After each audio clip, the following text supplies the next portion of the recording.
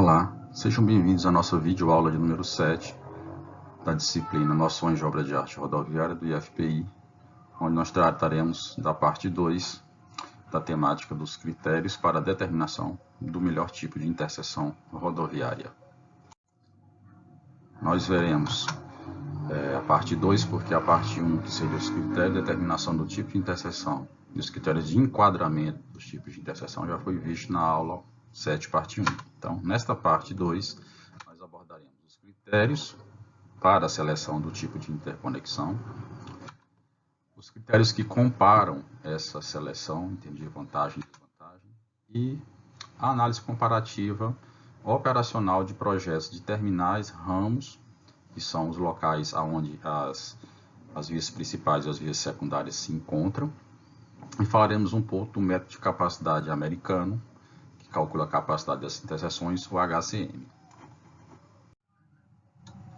Então, nessa primeira parte, dos critérios para a seleção do tipo de interconexão, nós temos apresentado aqui quais são as condições que justificam a criação de uma interseção rodoviária.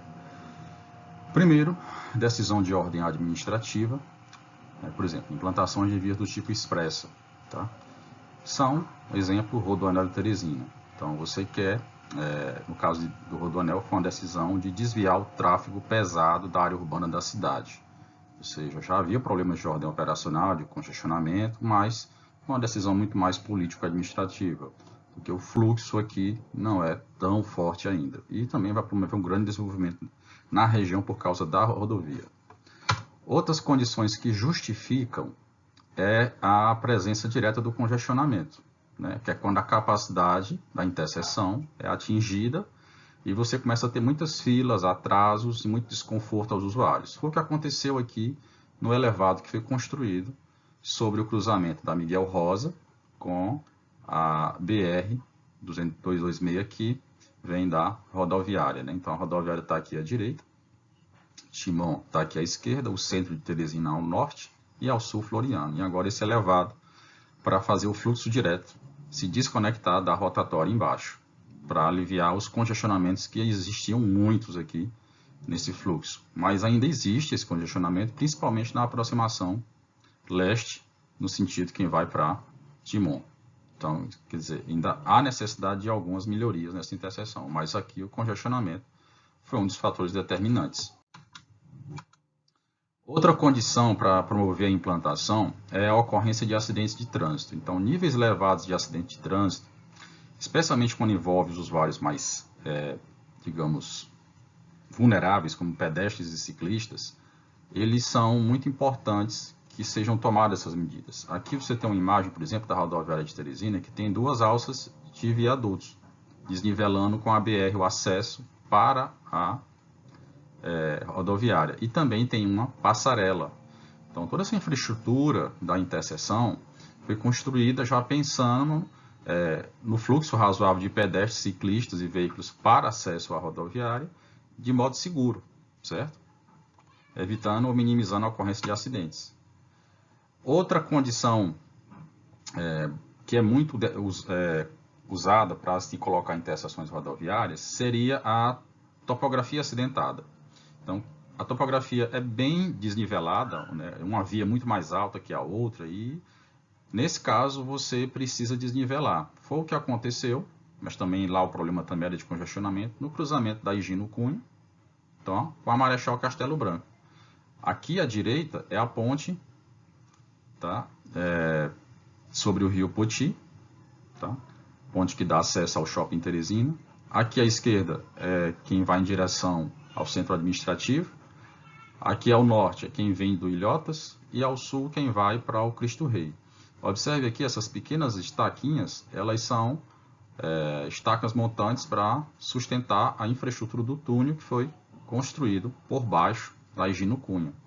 Então, lá se você observar, procurar ver no Google Street View, você vai ver que essa região aqui da Castelo Branco, ela é muito mais baixa do que a da Higino Cunha. Então, naturalmente, a topografia favoreceu.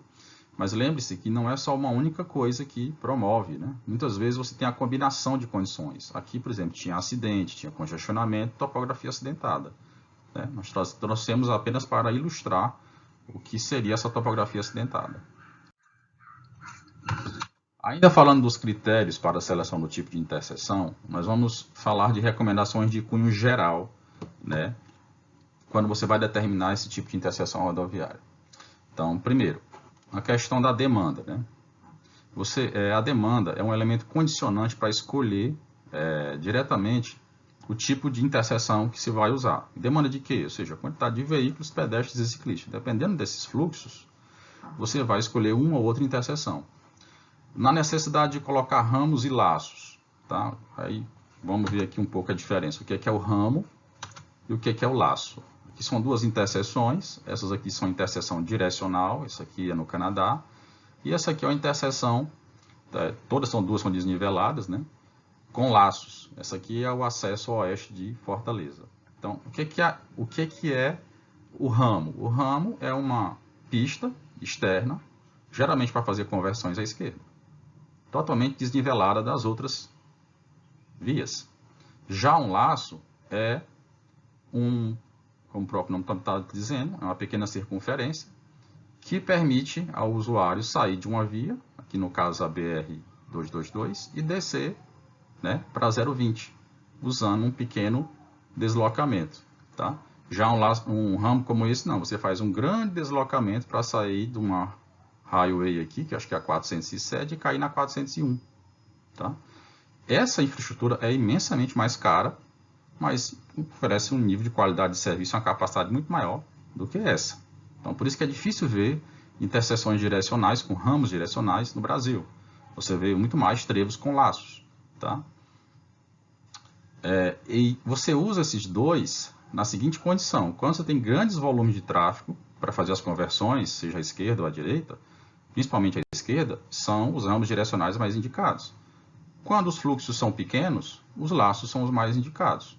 Tá? Razões óbvias, né? Você tem muito menos espaço aqui para acomodar esses fluxos e pode começar a gerar fila na via principal. Já aqui não, você tem grandes espaços para acomodar o fluxo se ele for elevado. Então, continuando a falar das recomendações gerais para a seleção do tipo da interseção, digamos que você não quer permitir as conversões à esquerda diretamente, né? Então você faz o uso dos trevos completos, principalmente se o fluxo na via principal e na via secundária são muito parecidos, como é o caso daqui da BR-020, que vem de Canindé para Fortaleza, e a 222, que vem de Sobral. Então, por exemplo, se o cara vem da região sul, aqui, ó, da BR-222, e quer acessar a 020, então ele tem que fazer uma esquerda, certo? Só que essa esquerda, ela não é feita com um ramo direcional, né, como é feito naquele exemplo lá do Canadá, ou seja, o cara não faz isso direto. Ó. Ele tem que primeiro descer, aqui no caso ele vai seguir, porque o viaduto é em cima, ele segue, entra nesse laço com a conversão à direita, e depois aqui ele faz uma outra conversão à direita, e aí ele acessa a 0,20, certo? Se ele quisesse retornar, quer dizer, ele está vindo do sul aqui, de Fortaleza, e quer voltar, ele teria que passar por baixo do viaduto, converter à direita, depois à direita de novo no laço, seguir direto, descer nesse laço com conversão à direita, e depois conversão à direita, aí ele vai voltar. Então, seriam dois laços para fazer retorno e um laço para fazer a conversão à esquerda, certo? Agora, se você tem um volume nas vias secundárias bem inferior, como é o caso dessa interseção Diamante em Minas Gerais, e a via principal, o fluxo é maior, uma opção é você desnivelar a via principal e disciplinar o acesso das vias secundárias por rotatórias, já que o fluxo é menor, né, com vias de entrada e saída. Tá vendo? Essas aqui são entradas, aqui, ó, entrada e saída, né, da via principal. Tá? Ainda falando dos critérios gerais, agora para o projeto das interseções.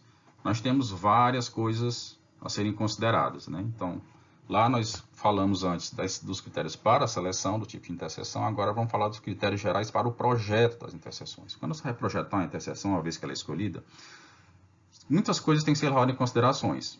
Vamos destacar aqui as mais importantes. Capacidade, ou seja, você tem que saber mais ou menos qual é o fluxo de veículos, pedestres e ciclistas que vão usar, para saber se você precisa dimensionar a passarela para pedestre, por exemplo. Desnivelar as vias, se os fluxos forem muito diferentes da principal e da secundária, se tiver muita conversão à esquerda, a possibilidade de ramos direcionais ou trevos, tá?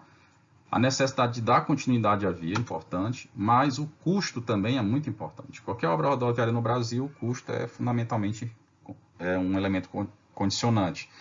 Então, quando você parte para vias desniveladas, como trevos completos, por exemplo, você vai gastar muito mais do que usar simples rotatórias. E é muito importante considerar também a necessidade de ter espaço no teu projeto para futuras ampliações, porque muitas das soluções começam assim. A demanda vai aumentando, se coloca pequenas rotatórias. As rotatórias não dão mais conta da demanda, se coloca semáforos. Daqui a pouco os semáforos não dão mais conta, semáforo e rotatória, aí se começa a usar desnível, né? Colocar elevados. Daqui a pouco isso não dá mais conta, aí começa a se colocar, desnivelar na via secundária, com túneis e laços direcionais. É o que está acontecendo com o cruzamento da Miguel Rosa com a BR-343, né? Mas aqui veja que tem outros condicionantes. Ó. Você tem que ter saída simples, existências de entrecruzamentos, vamos ver mais na frente o que é isso. Capacidade de ter uma boa sinalização, para o motorista entender e não cometer erros. E muito espaço de faixa de domínio. Tá?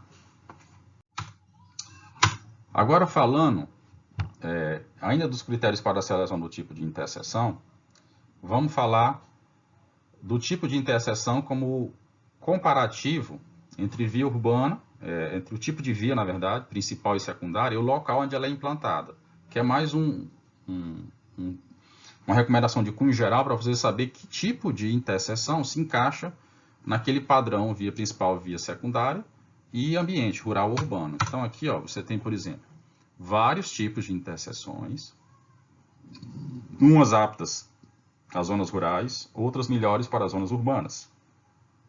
E aqui o tipo de via, ó. Como é que se classifica a principal e a secundária. Por exemplo, aqui nesse caso, ó, a principal é uma arterial, ou seja, tem grandes fluxos de tráfego, e a secundária é uma local. Se for rural, a interseção diamante resolve.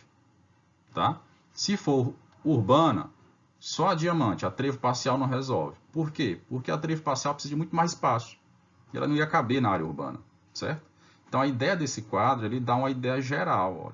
Dependendo dos fluxos das vias, suas funções operacionais, da área onde você vai implantar, você escolhe alguma dessas alternativas.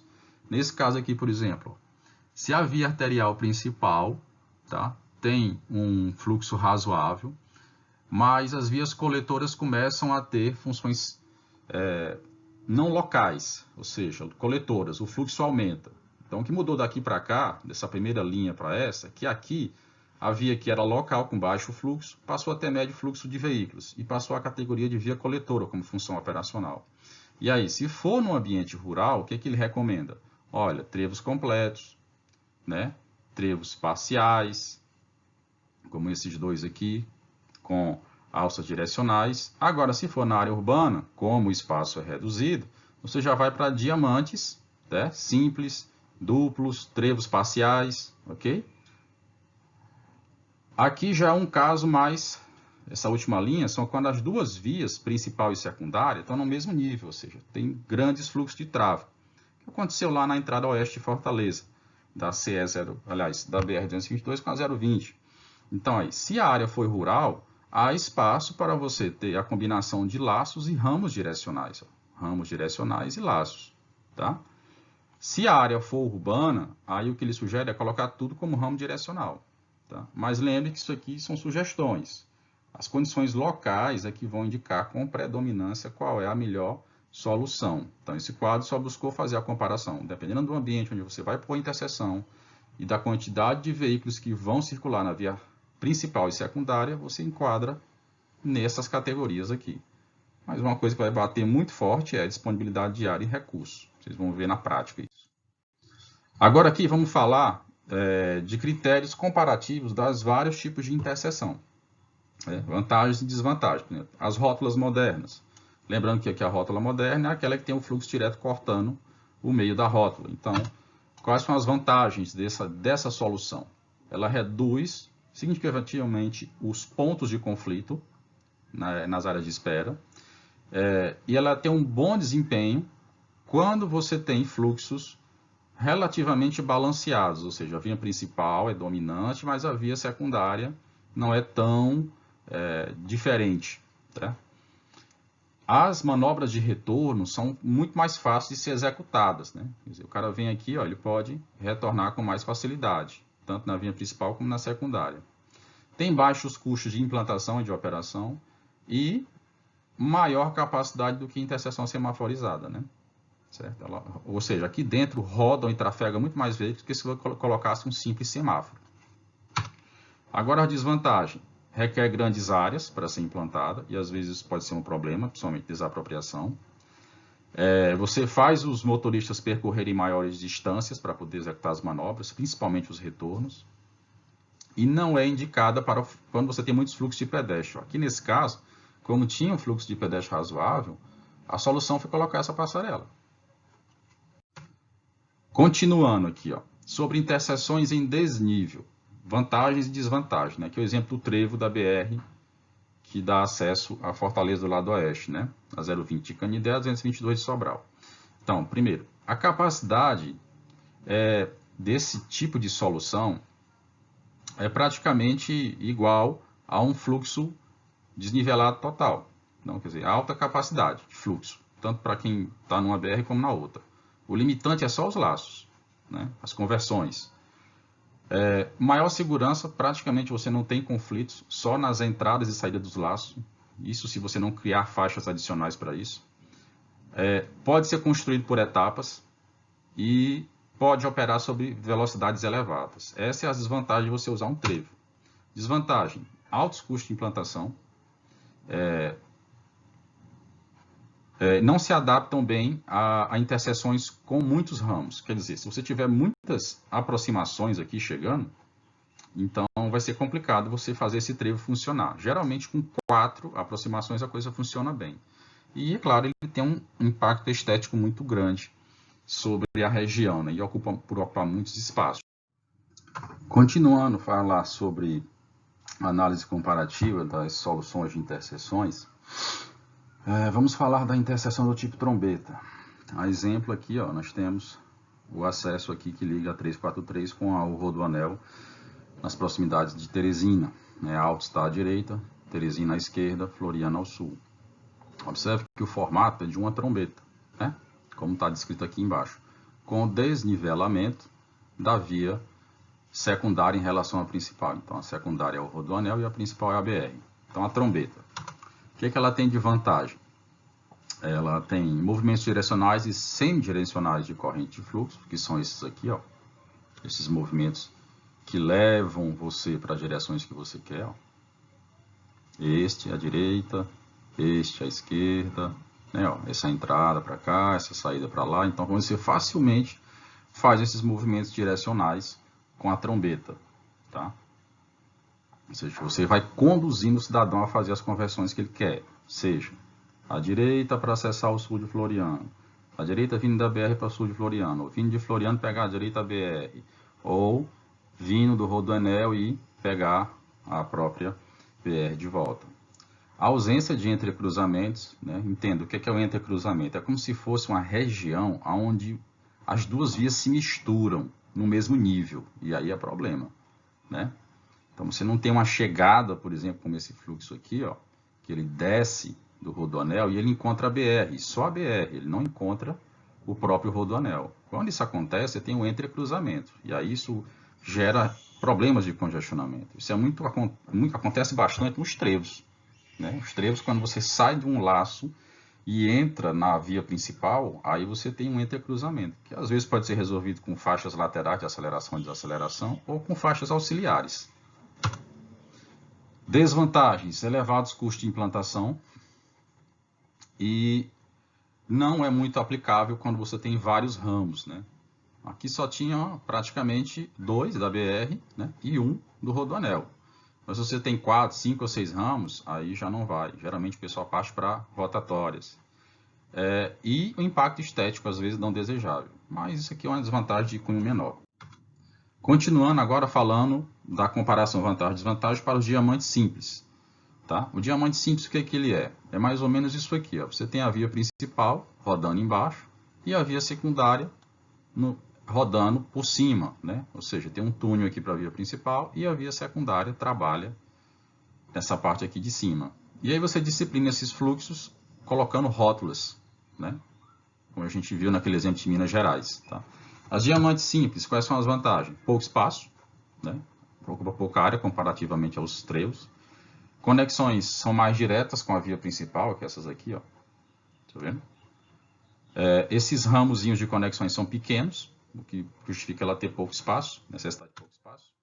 Desvantagens. Muitos pontos de conflito na via secundária, que é esse miolinho aqui, ó, que você resolve colocando interseção do tipo rotatória, mas são áreas de conflito, têm que ser negociadas. Requer bastante infraestrutura de sinalização para disciplinar esses conflitos, né? Com pares, dê a preferência, sinalização de um modo geral para poder o pessoal aprender a usar esse espaço aqui onde a via secundária você tem a negociação de quem quer seguir direto, quem quer fazer retorno, quem quer dobrar à direita, quem quer acessar a via principal. Então aqui, se não for bem sinalizado, você tem uma desvantagem de quê? Manobras erradas. Então a solução diamante tem esse problema. O diamante desdobrado, né? É uma tentativa de você equacionar um pouco do problema dos conflitos da via secundária. Observe-se que a via principal continua desnivelada aqui. Só que a via secundária agora, ela tem dois viadutos, duas obras de arte especiais, né?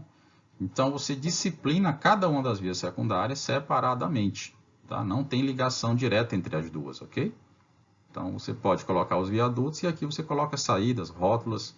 Provavelmente aqui você vai colocar ilhas direcionais de fluxo nesses dois pontos aqui. Então, vantagens. Maior capacidade que o diamante simples anterior, principalmente nas vias secundárias. Conexões bem mais diretas com as vias principais, que são essas aqui. Ó. Os ramos também, de pequena extensão, esses em cinza. Desvantagem. Requer a construção de duas obras de arte, não só uma, como no trevo, no diamante simples. Muitos pontos de conflitos ainda na via secundária, que precisam de disciplinamento, por sinalização horizontal e vertical, como pares, dê a preferências, né? E também tem possibilidade de manobras erradas, só que bem menos do que o trevo simples, já que as vias secundárias são mais separadas. Agora vamos falar do trevo completo, vantagem e desvantagem. Esse aqui é o trevo de 4 laços, né? Em cinza você tem as vias de menor classificação funcional e de preto as vias principais, né? Então no trevo completo você tem um fluxo contínuo praticamente para os movimentos, todos, principalmente os diretos, né? As conversões à direita, tá? Agora as esquerdas, usando o laço, é que podem sofrer influência, aqui quando você entra na via, né? Porque você tem a necessidade de fazer a concordância com a via que você está entrando. Pode ser construído por etapas, é uma vantagem dele. Não necessita de sinalização semafórica. Desvantagens. Exige, né, grandes áreas para ser implantado. Tem capacidade limitada em função de alguns entrecruzamentos que a gente vai ver já como é, esses entrecruzamentos. Requer 2 saídas na rodovia principal e a possibilidade de manobras erradas. Se a pessoa não entender bem o que está acontecendo. Por exemplo, isso aqui é um entrecruzamento. Tá? Você tem aqui a via principal, isso aqui é no trevo lá de Fortaleza. Daqui a via principal e aqui a subida de uma alça de um dos laços. No caso, é como se você viesse aqui, ó, e fosse subir, ó, né? Tá vendo? Você vem na via de baixo, aí pega o laço e sobe. Na hora que você chega bem aqui nesse ponto, é isso que você vê, ó. Aqui a sinalização, ó, dê a preferência, entendeu? Aqui você pode resolver isso colocando uma faixa adicional, mas implica colocar um viaduto mais largo, mais despesa. Normalmente o pessoal não faz isso, coloca só um dê a preferência, aí você tem que olhar para quem vem aqui na via principal para poder entrar ou não no fluxo. Esse é um tipo de entrecruzamento. E é isso uma das desvantagens do trevo, certo? Agora, o trevo parcial. Quais são as vantagens? Você não vai ter esses entrecruzamentos com a via principal, eles vão acontecer nas vias secundárias, certo? As saídas simples e com menor possibilidade de manobras erradas, porque você só tem 2 laços. E você pode ampliar no futuro para os 4 laços, porque você tem faixa de domínio. Desvantagem. Bastantes conflitos de tráfego nas vias secundárias, que são essas em cinza. Requer sinalização para vir na via secundária não haver erros de manobras. E conversões à direita na via secundária não são muito naturais. Então, assim, se o cidadão quer vir para cá, né? Ó, ele está vindo aqui. Para fazer a conversão à direita é mais complicado para ele, né? Ele vai ter que fazer várias manobras para conseguir executar essa conversão à direita. Agora vamos falar da análise comparativa das soluções de interseções semidirecionais. Então, o que você tem aqui? Você tem aqui uma via principal, uma via secundária, praticamente no mesmo nível de fluxo de tráfego. Tem laços fazendo a interconexão entre as duas, tá vendo? Tem um viaduto segregando a via de baixo da via de cima. E tem um movimento, que seria essa conversão à esquerda, que ele é muito forte. Nesse caso, o que você faz? Você cria um ramo direcional para ele. Aí você precisa botar um viaduto aqui e outro aqui, que é uma das grandes desvantagens desse tipo de solução. Tá? Esse cara é o ramo direcional. Agora falando das vantagens, ó, excelentes características operacionais, ou seja, acomoda grandes fluxos de tráfego, grande velocidade de deslocamento. Desvantagem, grandes áreas de implantação e custos muito elevados. A quantidade de viaduto que isso aí tem. Aqui é um exemplo. Não. Esse aqui é um ramo direcional de conversão à esquerda da via principal. Então, essa via principal é como se fosse essa aqui, ó. E esse ramo direcional é esse aqui, ó. Esse aqui que vocês estão vendo, ó, é o primeiro viaduto que ele está passando, tá vendo? Tem um viaduto aqui e outro lá na frente, para poder fazer esse ramo direcional aqui. Essa conversão à esquerda, né? Agora, falando das giratórias, né? Giratórias também podem ser conhecidas como rotatórias. Mas aqui observe que existe um desnivelamento, né? A via principal passa por baixo e a via secundária possui a rotatória com duas obras de arte separando elas. Então, vantagens. Soluções simples em zonas rurais, quando você tem mais de 4 ramos, principalmente. E aplicável quando você tem volumes relativamente pequenos nas vias secundárias. Desvantagens. Grandes áreas de implantação. Sinalização é mais complexa para entender e usar, tanto a via secundária como a via principal, especialmente as entradas e saídas. E aqui nós temos um exemplo de uma interseção desse tipo. Tá? Aqui é, se não me engano, no país, não estou recordando agora o local, mas aqui você vê, ó, essa rotatória suspensa, a via principal passa por baixo, e a rotatória tem vários ramos, ó, 1, 2, 3, 4, 5 ramos. Então foi suspensa a rotatória em relação à via principal, colocando duas obras de arte, aqui elas, ó, especiais, o que encarece bastante, mas torna ela um fluxo muito mais, melhor desempenho, melhor nível de serviço para o usuário. Agora vamos falar sobre, agora que a gente terminou essa parte que fala da análise de vantagem e desvantagem de cada uma das possíveis soluções de interseção, nós vamos falar um pouco sobre a determinação da capacidade da interseção rodoviária. Então, primeiro, a gente determina essa capacidade geralmente para o 10º ano após a abertura da operação. Tá? Essa capacidade ela pode variar, certo? Na interseção rodoviária, ao longo da vida útil dela, certo? O que permite que ela seja executada por etapas. Isso é muito comum de acontecer, porque quando você cria a interseção, normalmente você tem um fluxo que vai ser atraído por ela. Então, você dimensiona para um fluxo que você acha que vai acontecer, mas quando você realmente cria e abre, o fluxo é muito maior. Então, às vezes uma solução que é uma rótula tem que rapidamente passar para uma solução de desnível. Poderia ser, por exemplo, um trevo. Né? E aí, o que a engenharia usa para dimensionar e determinar essas capacidades das interseções? É o manual americano, elaborado pelo Transportation Research Board, tá? Um instituto de pesquisa americano, que chama-se Highway Capacity Manual, o manual de análise de capacidade de grandes rodovias, certo? Ele permite determinar essa capacidade não só das interseções, mas de várias situações rodoviárias. Agora, uma coisa importante a se destacar é que ele é o modelo americano, tá, pessoal? É o modelo dos Estados Unidos, tá?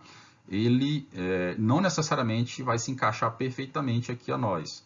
Mas, de um modo geral, ele consegue valores aproximados, não exatos, muito aproximados da realidade. Então, por isso que praticamente todo mundo que tem um modelo de transporte baseado no automóvel, e somente o transporte individual privilegiado, como é o caso do Brasil, usa esse manual para determinar a capacidade de interseções rodoviárias.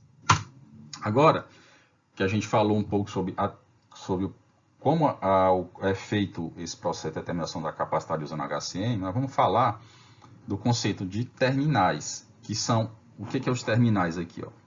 É justamente o ponto onde a via principal se liga com a via secundária por um ramo de acesso, tá certo? Ó? Então aqui você tem esse Vzinho R, tá? É o fluxo, volume de veículos na via principal antes de se encontrar com o ramo de acesso. E você tem aqui o VFO, que é o fluxo depois que passa pela via de acesso. Aqui é uma área de convergência entre o ramo da via secundária e a via principal, tá? Mas existem ramos divergentes, onde você não tem a entrada, você tem a saída. Tá? Esse fluxo que vem da via secundária, a gente costuma ele chamar de o fluxo máximo, no caso convergente, mas pode ser divergente. Tá? Quando se junta esse cara com as duas primeiras faixas da via principal, você tem o VR12, tá? Que é o fluxo da via principal e da via secundária se negociando para seguir em frente. Ok? Aqui vamos falar do que são os ramos. Né? Os ramos são os trechos de via usados para promover, né, a ligação entre as vias. Aqui é um exemplo de ramo direcional que faz essa ligação entre duas vias. No caso, a via principal e a via secundária lá na frente, desniveladamente. Tá? Mas podem ter ramos de acesso assim, ó, em nível. Ok? Então, o ramo pode ser em nível ou desnível. Então, entenda. A lógica do terminal é via principal, via secundária, ramo de conexão, nivelado ou desnivelado. Tá?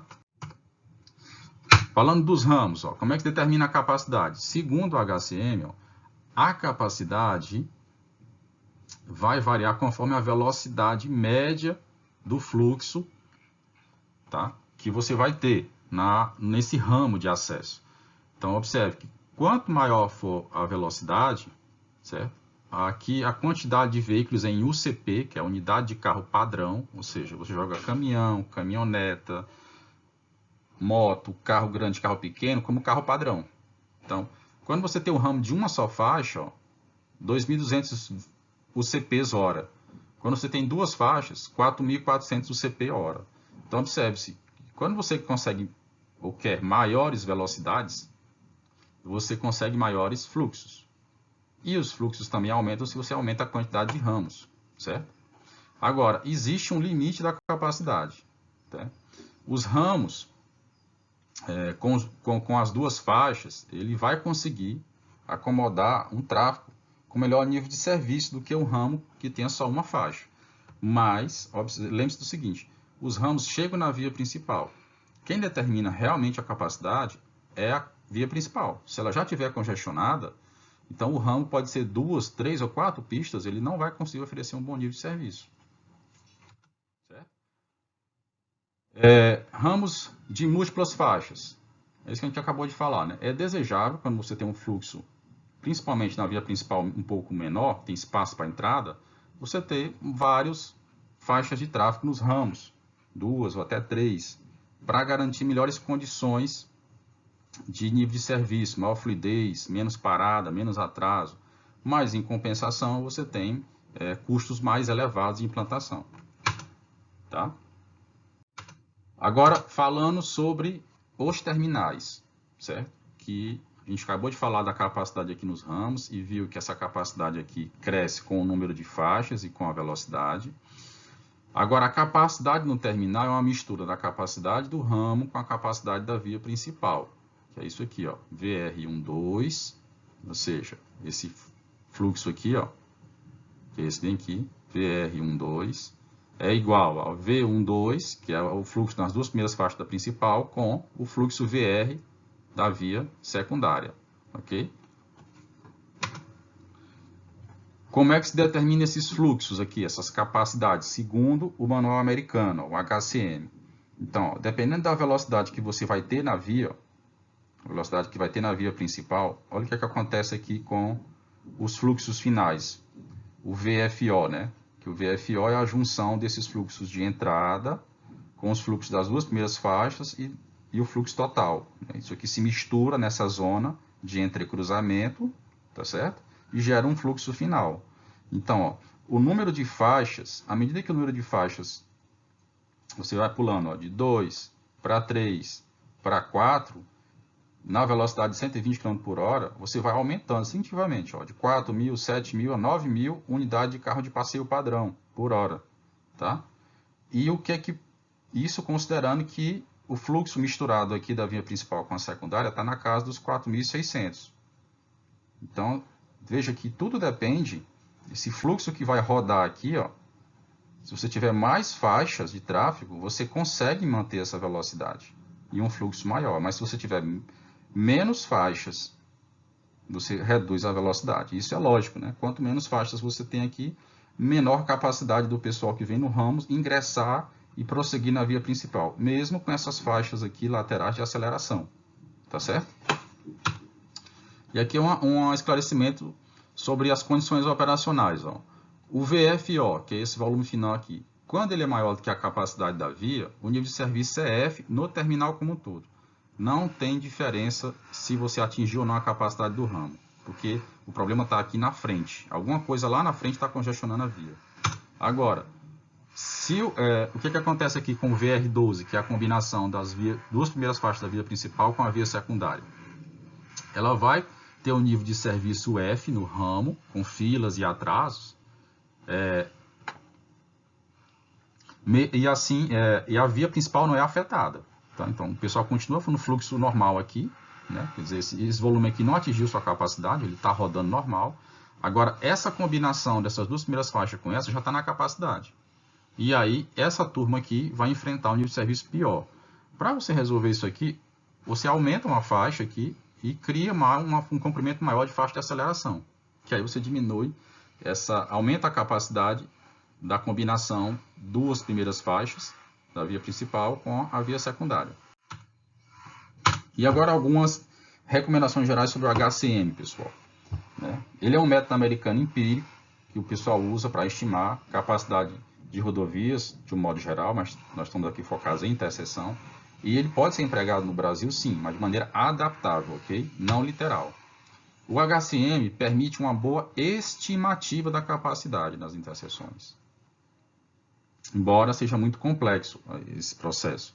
Mas não em termos exatos. Quer dizer, o que ele determina de fluxo não é exato, mas vai ser muito próximo do que vai estar acontecendo na realidade. A adaptabilidade do modelo americano. Na falta de modelos locais, que são os mais indicados, você usa o HCM fazendo as devidas adaptações para a realidade local. Então, essas recomendações são muito importantes. Não use literalmente nenhum modelo, principalmente se você tem alguma solução de modelagem da capacidade viária no nível local. Tá? E terminamos a nossa parte 2, vídeo aula número 7. Eu agradeço a todos pela atenção.